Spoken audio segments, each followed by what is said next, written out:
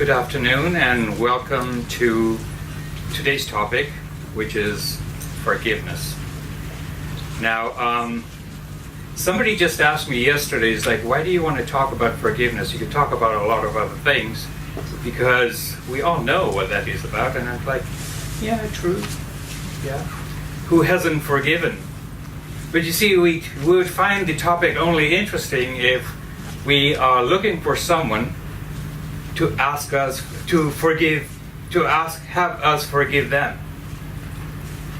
And I said, well, I know, we all know about forgiveness. We all experience it. We ask for it. We also forgive other people.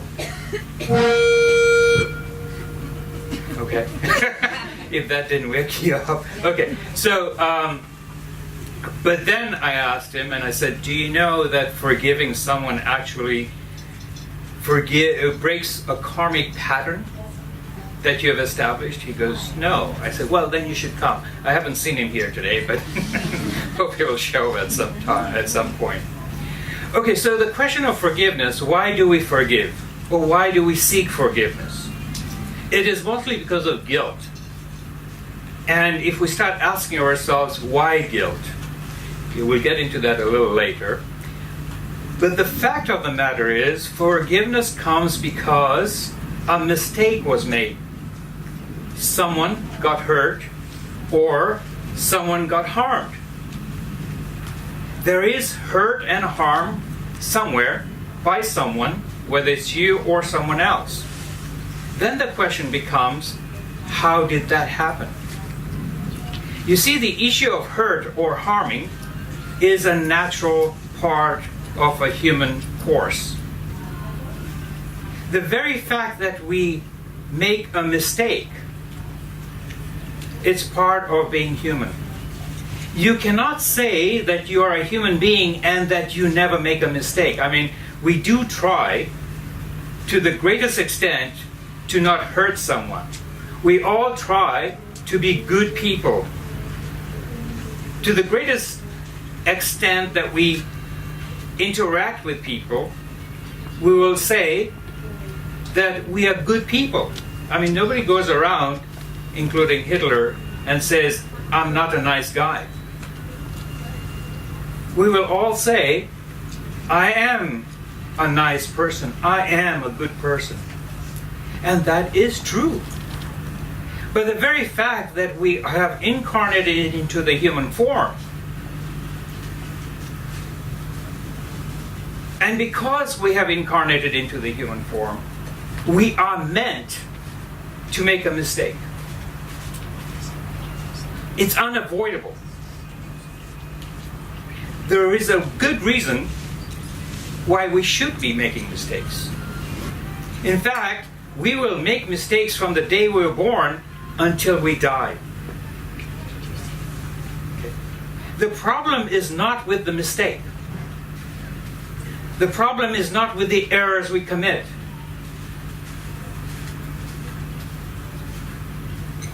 The errors, mistakes, are part of our lives. Why so? The very great benefit of a mistake is because we as human beings are here to learn. That's it. The purpose of our existence is to grow and to learn. So if you go around and say you're a really perfect person and you never ever commit a mistake, that means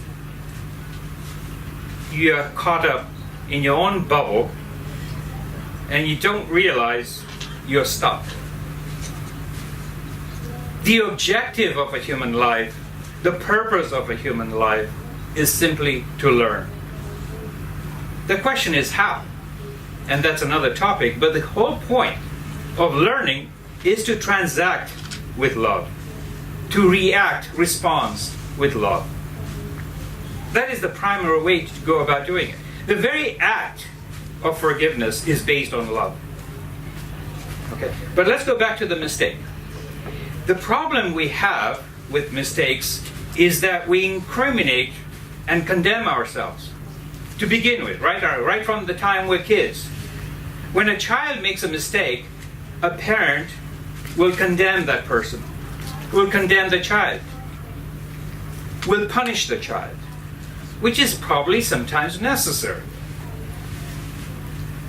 That is part of how we're raised. When we get to be adults, we get punished by society. We get condemned by the laws. So if you look at the way we transact from the time we're born until we die, there is condemnation, punishment, incrimination from the time we're born till we die. But we're not born to be punished.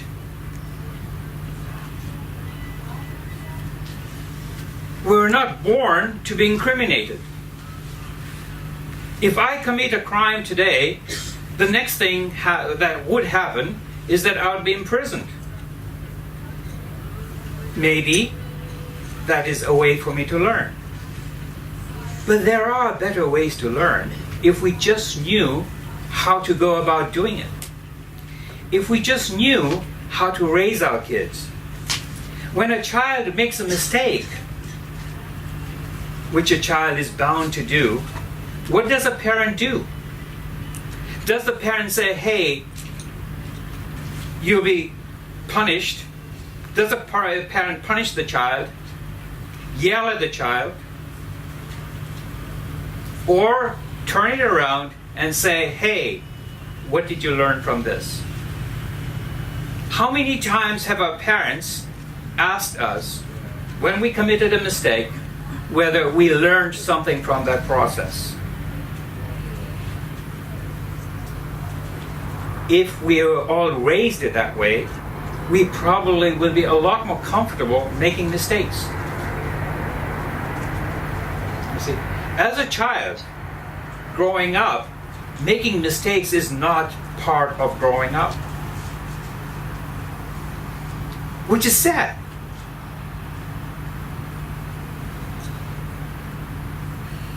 As a child, if our parents came up to us and say, hey, great, you made that mistake, it was unfortunate, will you do it again?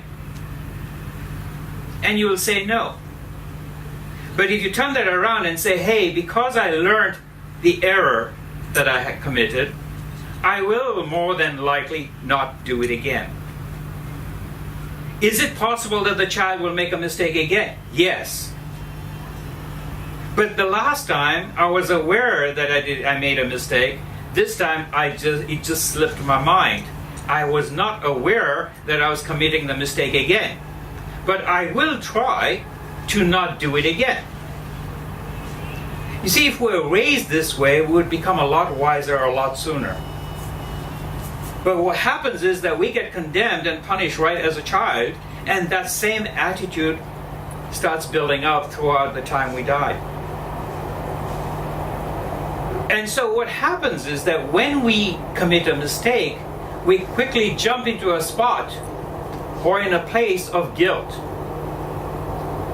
And so now, not only have we committed a mistake, we are burdened by guilt.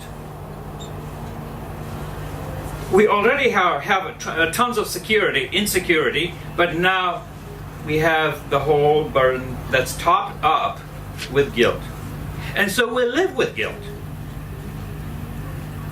And every interaction we make, we try to be gentle. We try to conform. We try to not be who I am. You try to be not who you are. But that's not why you were born. Everyone is talented. Everyone has a gift to give. But your gift is suppressed because of guilt. Because you want to do the right thing. Because society demands that you do a right thing. And you then imprison yourself with that guilt.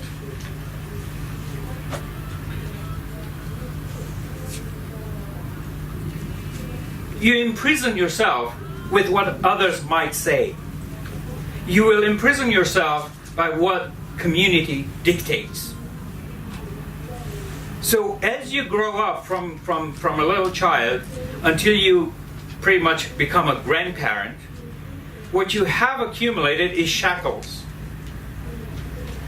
Shackles of guilt, incrimination, punishment.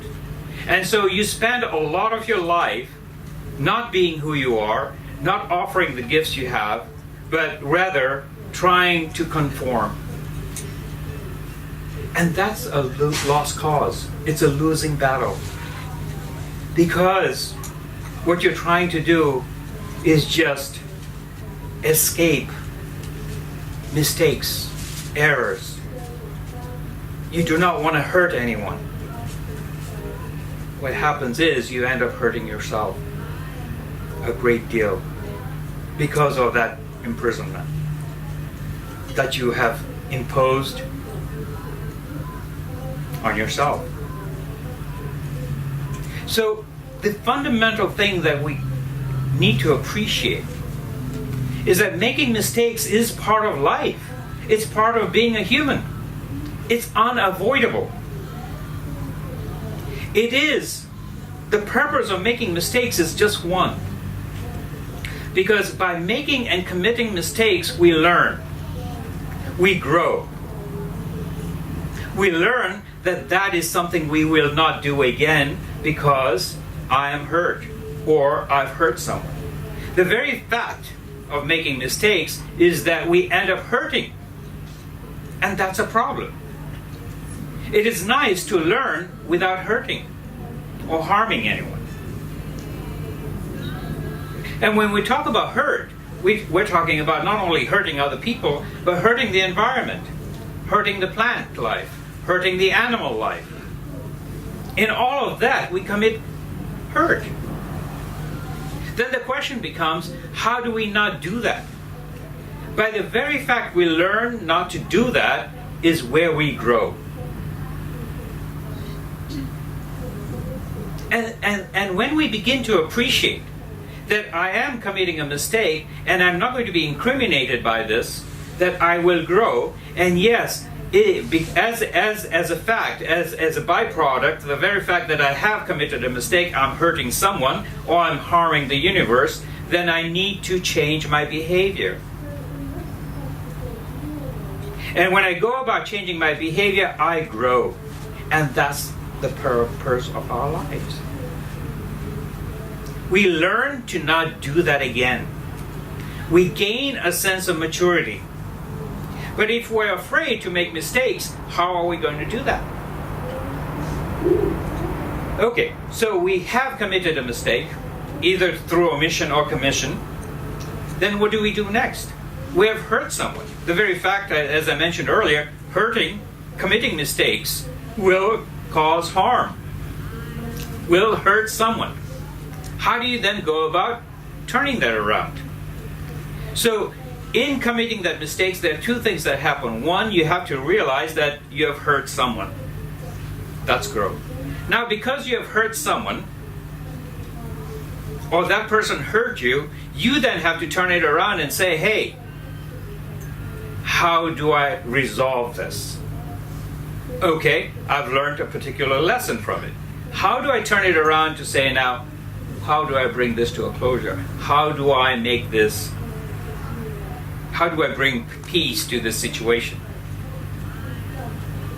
At that point, we then seek out that person that we've hurt and ask for forgiveness. Or, if that person hurt us, hopefully that person will come and seek for forgiveness. But you see, the hardest thing about forgiving others or seeking forgiveness is because we are so wrapped up, we're so conditioned by our upbringing that we do not have the courage to go and ask for forgiveness. Because what has happened is, as a child, we're told that if you behave a certain way, you're a good boy or a good girl. So your ego and your psychological conditioning, your upbringing, cultural conditions, all of that packaging that envelopes you from the time you're born actually puts you into a place where you don't feel confident. You don't feel appropriate.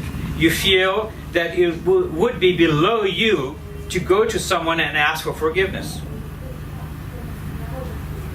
On the contrary, if you understood that a mistake was committed and that's part of human life, it's okay to make a mistake. And it was fine that, yes, it was not right what I did, but it is okay for me to go out and ask for forgiveness. If we were raised in a certain way where our lifestyle would allow us to go out and seek forgiveness, then we would find comfort in that. We would find that we're blessed that I was able to come to a spot in my life, a place in my life, where I have the courage to go to someone and say, I am sorry. Will you forgive me? There'll be a lot more peace in the world if we're able to do that. But you see, what happens is now, to understand this forgiveness process, is that, let's say I hurt you this time, inadvertently or intentionally, either way. As we know, the law of karma is that it comes back to haunt you. So I hurt you this time, next lifetime you come back to hurt me. Another lifetime I come back to hurt you. Let me give you a more serious example. Let's say I killed you in this lifetime. The very fact I killed you this lifetime, that means that another lifetime you come back, you'll have to kill me. Okay? Another lifetime I turn around and I come back and I kill you. The question then becomes, when does it stop? You know when it stops? Is when I or you, one of us, after lifetimes of this pattern of killing each other, will have the courage to not do it. I might take a gun and I point it to you and I say, well, this is wrong. Yes, I have a strong desire to kill you. I really want to kill you and you deserve to be killed, but it's wrong. And I just put the gun down and walk away. What has happened there is I just broke the cycle of the karma of hurting each other for many lifetimes. You see, what we don't understand is that every interaction we have with everyone, with our parents, our children, our friends, people at work, everything, every significant interaction is based on past life interaction. What goes around comes around, and everything that goes around has to come around until we gain the maturity to actually break those patterns. If it's a good thing, that's a good thing. If a good thing, you do something good, it comes back to you, that's great. But then part of being human is that, like I said, we make mistakes. And those mistakes have to go back, have to go around. Whatever those mistakes, whatever mistakes you put out has to come back. The question, when do we break that cycle? We break that cycle when one of us, not necessarily both of us, when one of us stays back and says, hey, that's simply wrong. I will not do it. The moment you do that, and you have broken the cycle, you have moved on. In that transaction, you also ask for forgiveness because you want that person that you have harmed to not have this bondage, this chain latched onto you. You want to break that cycle. And yes, the hurt you might have caused or the hurt that the other person has caused upon you might be so significant that the mere fact of just asking for forgiveness is really not going to compensate.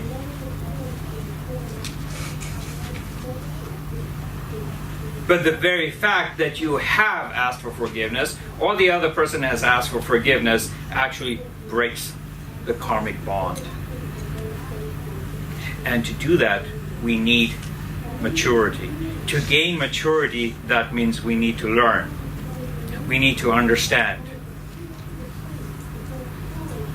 what is right, what is wrong, what is harmful, what is not harmful. When we mature emotionally and spiritually, that's when we can come to a place of choosing our actions naturally. Because if we really trace back, we've all been murderers, criminals, rapists, you name it, we've done it.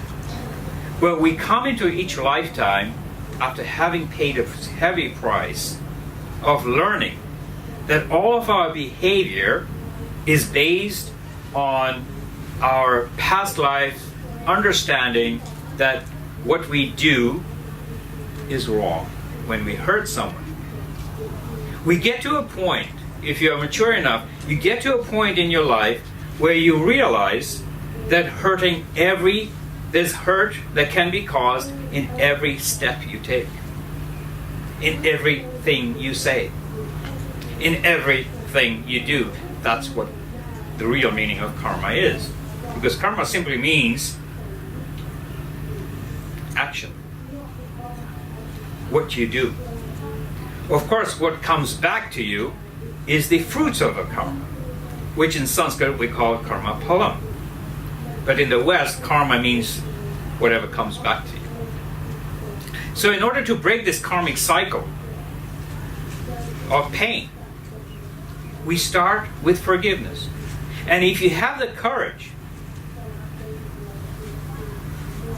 to understand that every harm that was done, there was potential, possibility, that there was some possibility that you possibly might have committed that pain or harm in a past life, there is a way to let it go. And the very fact that you forgive someone, like I mentioned earlier, there's learning, there is growth, there's maturity, but there's more.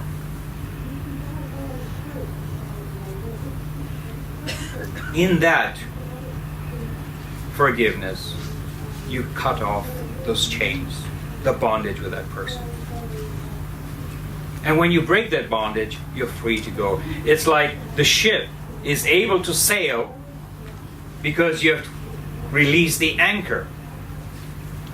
And if we really begin to understand what's going on in life, is that every transaction we have in life is meant for our growth. When we die, the only thing we take with us is our wisdom and our actions. Our positive actions, our negative actions. Those are the only things that we take with us. We don't take our name, our loved ones, our fame. We leave all that behind. It's our wisdom that we take with us and our actions, positive and negative. I don't call them bad or good. They're just basically positive or negative.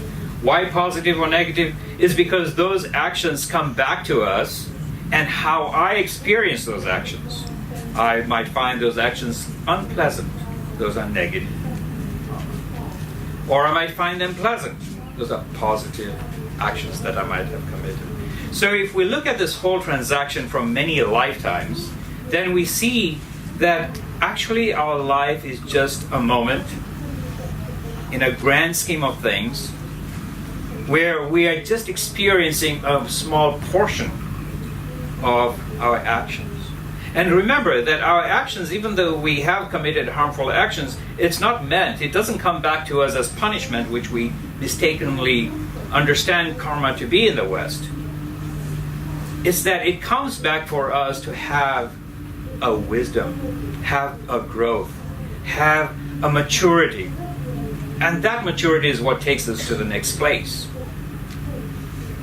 So forgiveness is a natural part of being human if we let go our ego. Our ego is sort of made up based on the conditioning of our culture, psychological upbringing, and our insecurities. And when we have the courage to come back to a place and say, hey, I will seek forgiveness when I committed a mistake, it releases you from that bondage of pain. If somebody has harmed you, Do not seek revenge. Do not wait for that person to seek forgiveness. You just have to realize that you can forgive that person without him or her asking you for forgiveness. You don't need to for that person. You don't have to wait for that person, and you don't need for that person to come to you to ask for forgiveness. You can just let go. Now, if they have the maturity, by the way, to come and seek forgiveness, that's good for them. It doesn't matter to you.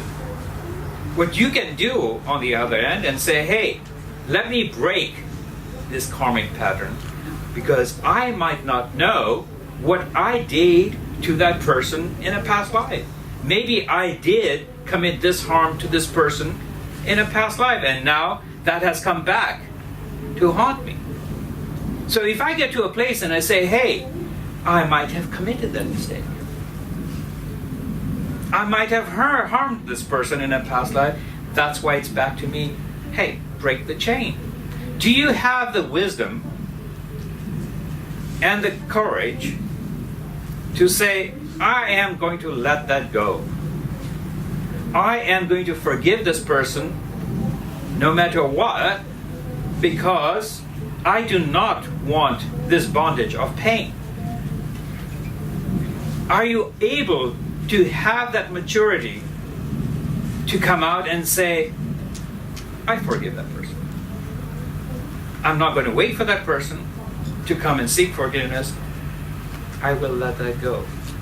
And when you can get to that place in your heart to make that happen, whether that person comes to you or not, you have just committed an act of love to yourself, because the act of forgiveness is not about the other person. The act of forgiveness is for you. It's for your maturity. It's for your growth. And it has nothing to do with the person that has harmed you. It's about you and your growth. And so forgiveness is one of those real essential part of life,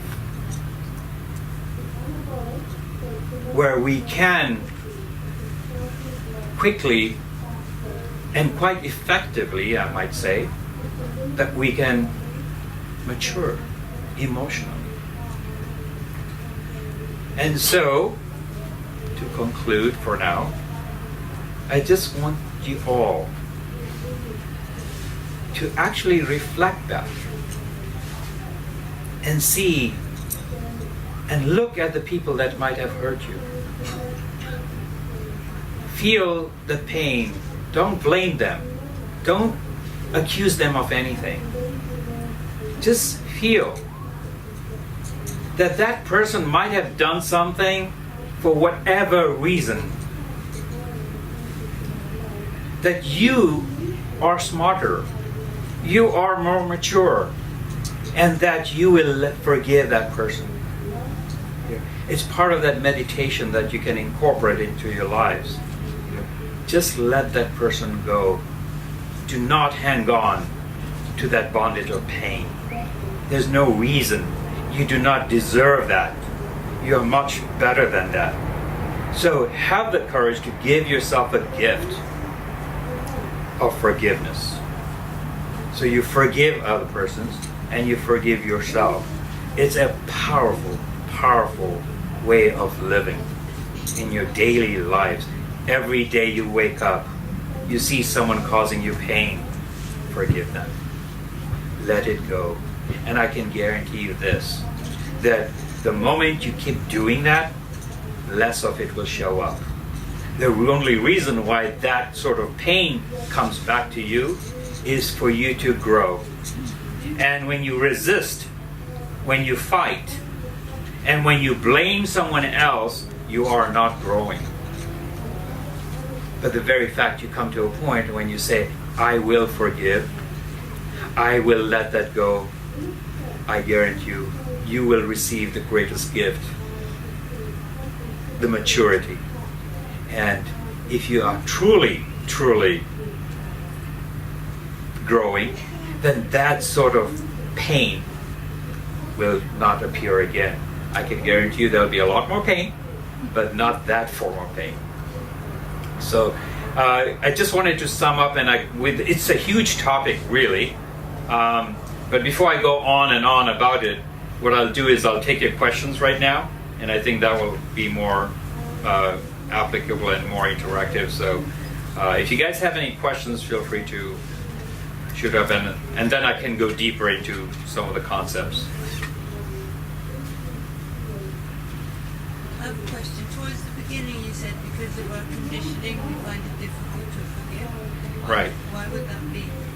Well, because, as a child, when you make a mistake, your parents will punish you for it. A bad boy, a bad girl, right? And who wants to be a bad person? If, on the other hand, our parents would say, okay, you made a mistake, and the parent turned around and said, hey, what just happened? Did you see the error of your ways? Did you learn from this process? We, as we were growing up, would totally change. Because you see, we would not feel guilt. We would not feel guilty after committing a mistake. Most of us, we run a red light while driving. Some of us will actually feel guilty. It's like, oh my God, I ran a red light. Others might say, well, I didn't get caught. Okay? Different psychology makeup. But the point is that all of us, at every point, we commit mistakes, whether we like it or not. It's just unavoidable. You say things you didn't mean, or you say things you meant, but the other person took it totally differently. Okay. What happens immediately after that? We don't go into a place to say, hey, what did I learn from this situation? We go into a place of guilt. Why do we go to a place of guilt? Because as a child, our parents condemned us when we made a mistake. But we as human beings, we are naturally wired to please other people. So what happens is that we don't want to make mistakes. We don't want to be bad people. And so we try, if we look at our lives, many of us are still in that mindset of a child. We're constantly looking for attention. We're constantly looking for approval. So I want to be a mega movie star. Why? Attention. So we're looking to be good people, and we're looking for approval as a good boy, good girl, because our parents raised us that way. It's not that there was any wrong. It's just that they didn't know any better. It's not that if they knew that that's what they were doing, and the impact they're committing towards their kids, they'll probably change. And that's what I'm trying to say is, look, hey, if we're raising our kids and they make a mistake, how about turn that around and say, hey, what did you learn from that process? Have a dialogue rather than incriminating them. And say, what did you learn? I can almost guarantee that the child will grow up. And the child will grow up making mistakes and not feeling guilty about it. You see, the problem is when we make a mistake, the first thing that comes up is guilt. And that's not the right place to go, because what we're trying to do is not make mistakes again. But the very fact that we're human beings, we will make mistakes. There's no doubt about it. There's no avoiding. We all want to be good people. I want to be a good person in the community. I want to be a really good person amongst our friends, because I want to be a good boy. Or we want to be a good girl. So the way we raise our children, or the way it would be better if we're raised ourselves in that way, is when we make a mistake, we shouldn't go straight away to the place of guilt, but rather, what did I learn from this situation? How am I growing from this situation? And then you'll find that you'll come to a place in your heart where you do not feel guilty about making mistakes. In fact, you appreciate the very fact that you're making mistakes, because you know that was the lesson you needed to learn. And that's why making mistakes is a learning opportunity. It's not a place of guilt. So is that okay? So. I just wanted to ask about the quality of forgiveness that you talked about. So there's a quality of, like, you can let something go. Can you say a little louder, because there's actually some other... I wanted to ask about the quality of forgiveness that you're offering. So you can let something go, and you can understand the position of the person and what brought them to make those errors or mistakes. But then you use the word love. So in order to break that bond, that karmic chain, does it have to blossom into a feeling of love, or can you, like, or can it just be a understanding and acceptance? Right. Or does it have to, do I have to blossom into love for them? A very, very good question, actually. Okay, so first of all, let me preface this by saying that I did talk about, for the most part, that we're here to learn, right? But there's something more deeper than that, which is the very fact that we're born as a human being is because we're here to express love. It's easy said and done. So the question is not that we feel love, because we all feel love, but we don't understand what that really means. Okay? So when you give something to someone, that's an act of love. The human expression, part of our learning, the fundamental expression as a human being is that of love. But we are not taught that. And that's why I say the act of forgiveness is a feature of love. Because love is really broad. There is love that you have towards a significant other. There's love towards your parents. There's love towards your kids. And usually parents, once a person has a child, the concept of love totally changes.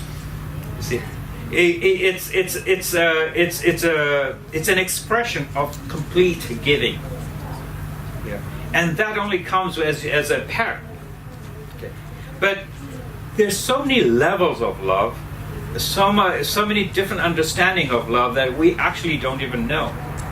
But the point we need to understand is the purpose, the sole purpose. There is a higher purpose, which we talk about in Vedanta, which is for you to know yourself. But in the transactional reality, in the present reality, the fact that we are communicating with other human beings and interacting with other human beings, the purpose is love. And in that love, we need to express it. Express all of our actions, whether good or whether someone has done some harm to me or not. How do we express ourselves in the form of love? Now, it doesn't mean that we feel this great love. The person just snatched my child and kidnapped my child, and do you think I'm going to feel love for that person? Yeah. No. What I'm going to do is actually respond to that situation because there's anger. But do I then snatch his child? Would that be good? The thing is, I got to reach to a point where I have the space in my heart to be able to forgive someone who's hurt me. But that doesn't mean that you have to express by heart, feel that love. What you need to do at that point is accept. So forgiveness comes from acceptance, but your act of forgiving is love. See, acceptance is key. Yeah. So there's a connection between karma as action and right. action as the intention to forgive and let go. Right. And understand and accept. Exactly. So forgiveness comes with acceptance.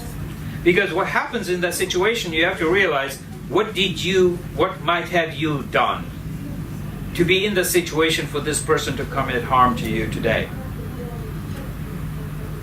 Maybe. Let me give you an example. Supposing someone stole 100,000 pounds from you.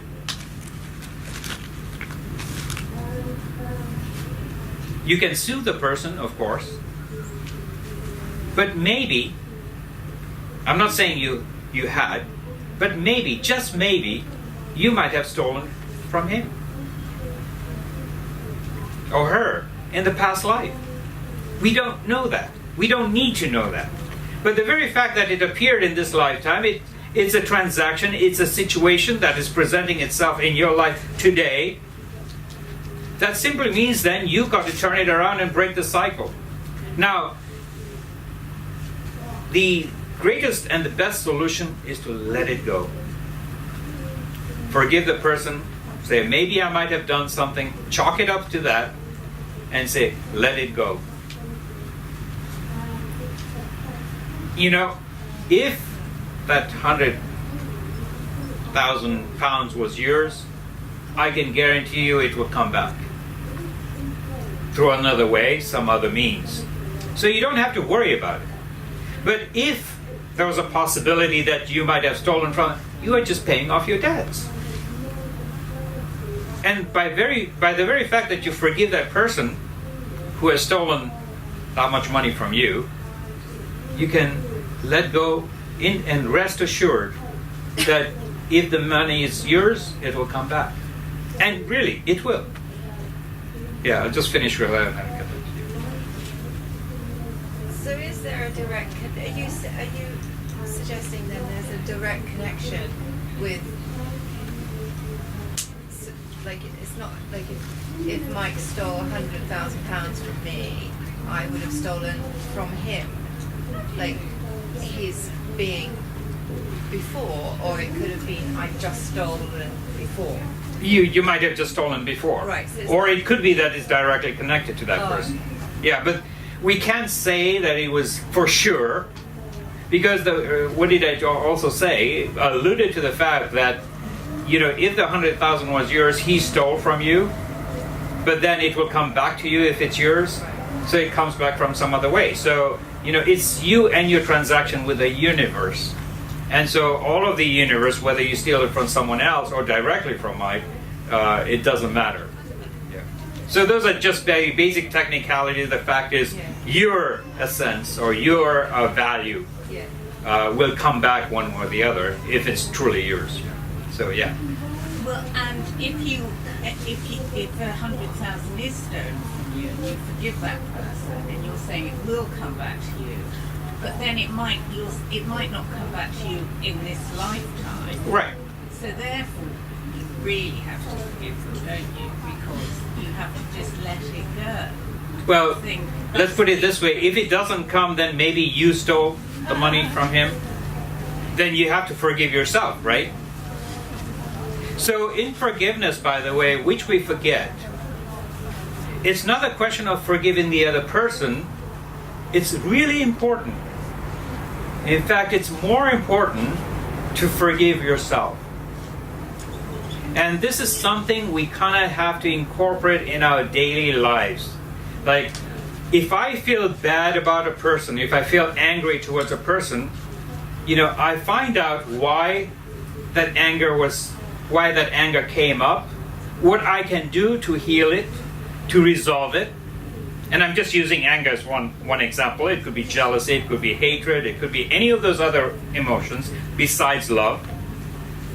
And then you say, I understand that, I appreciate it, I learn from it, because there's always a lesson, always.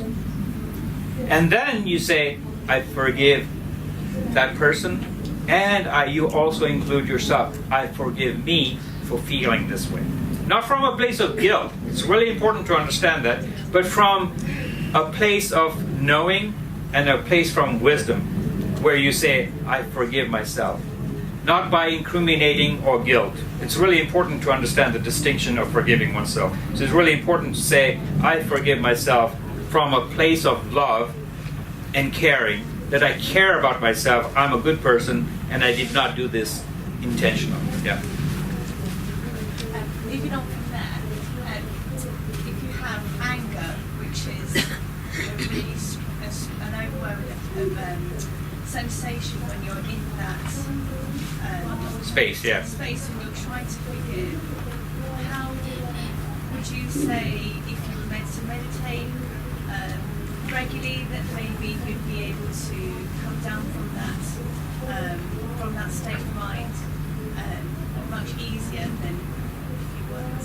Would you have any recommendations on how to perhaps overcome those situations?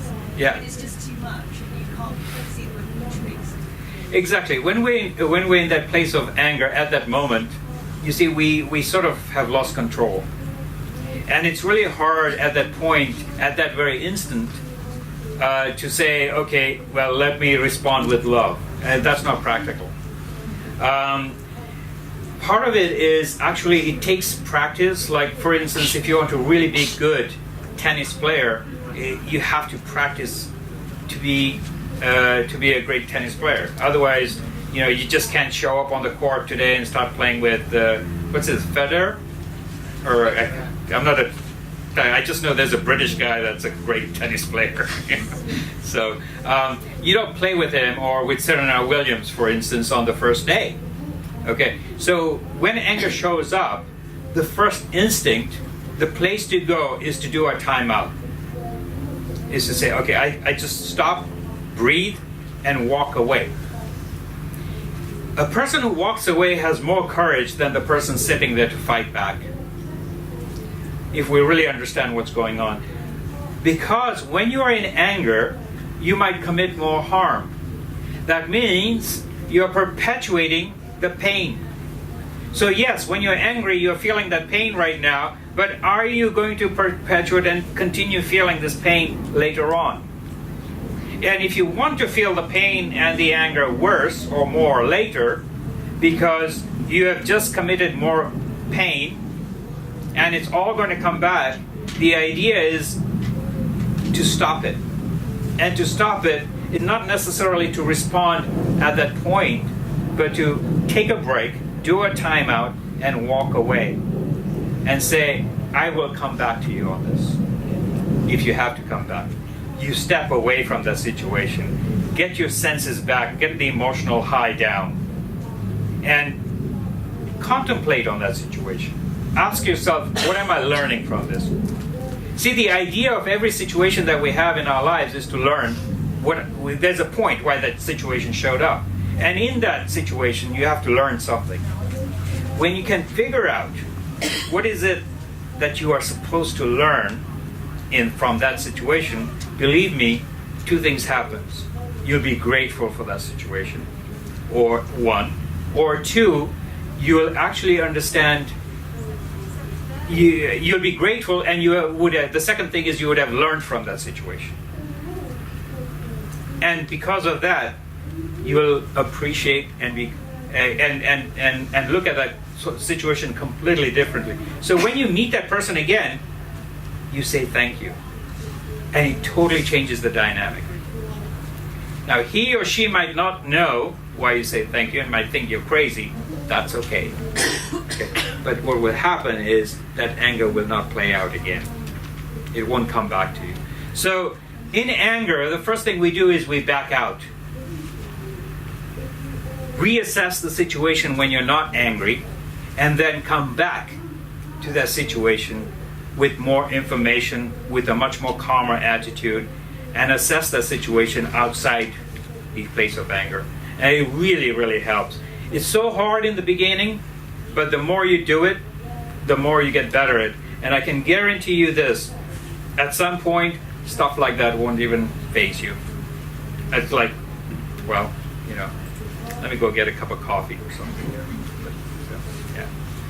How does it work, if I can put it correctly, how does it work if your action of punishment is actually a planned punishment for that person for what he did either this life or previous life? Very good question again.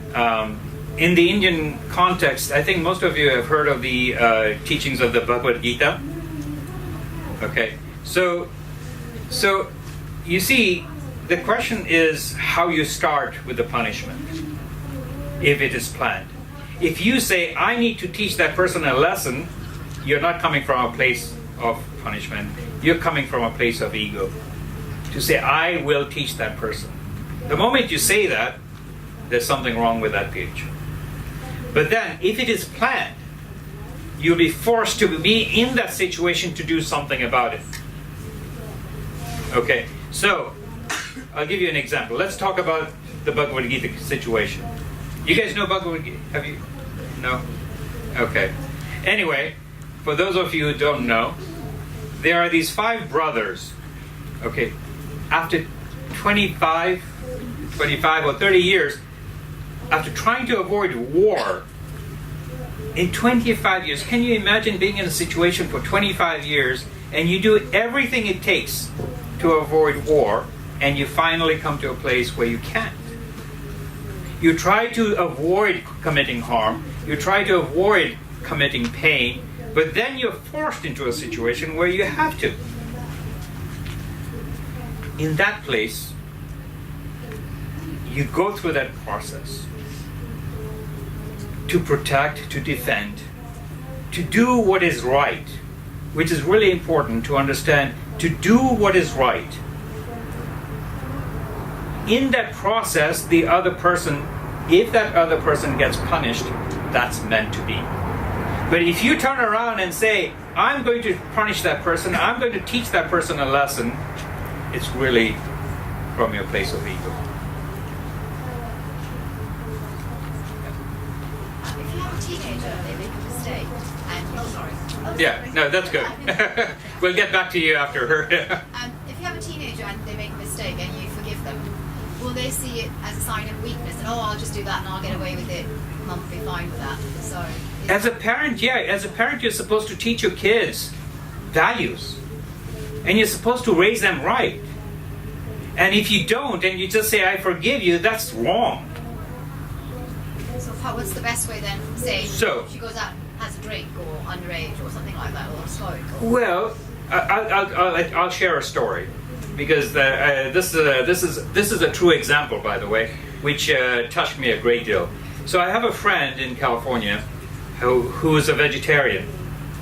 Now his daughter, who's about 8 years old at that time, sees her friends out going to McDonald's and eating meat and all that. But when she's at home, it's all vegetarian food. And so the daughter goes up to him and says, can we eat some meat? I'd like to go to McDonald's. And the father said, sure. So father and daughter go up to McDonald's. She orders a big hamburger with fries and the whole works. And she's kind of now feeling like she's part of a peer, that she knows what it's like to go to McDonald's. So he orders her a hamburger. He eats fries maybe, or he has something very light. And so while she's enjoying a hamburger, she's now suddenly curious why her dad is not eating meat. So she goes, Dad, why aren't you eating beef? This is really good. And he goes, well, he goes on to explain what the values are.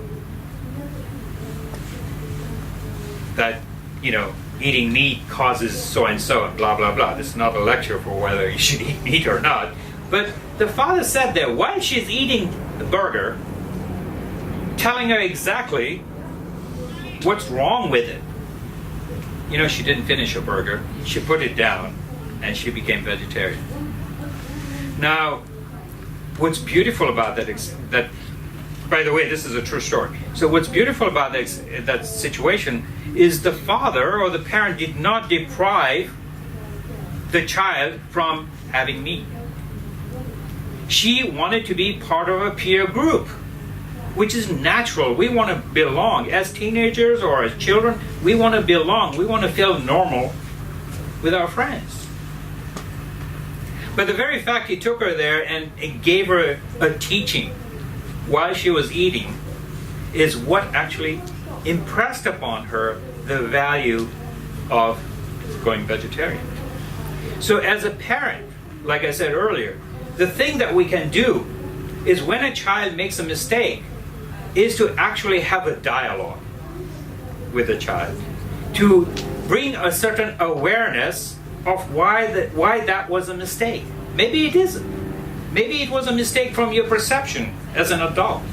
And maybe it really isn't a mistake. How do you know that? Maybe there's a growing up for you.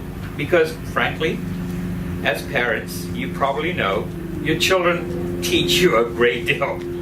Okay, so what happens then there is, as a child, you have a dialogue, and really we tend to not give. We think our children don't have the mental capacity or the cognitive ability to really understand us. The fact is different. They are smart. They can understand. You just have to be able to be open to have a dialogue with them and explain to them what they need to learn from that process, what they need to understand from that process, and then you say, okay, tell me, what have you learned from this?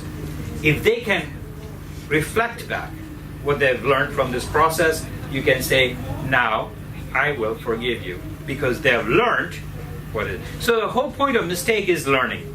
The point why we make mistakes is so that it's an opportunity for us to learn and grow. So we look at that as an opportunity than as a problem. Okay? Yes, ma'am. Oh, yes. My question was, okay, we've realised that we've made a mistake, and we may have to, we want to forgive ourselves for that mistake. You say we also have to learn something from it. Right. Sometimes it's very difficult to know what it is that you have to learn. How do you know what you have to Well, learn? that is the greatest challenge of our lifetime, okay? In fact, it's easy for me to sit here and say we have to learn, right?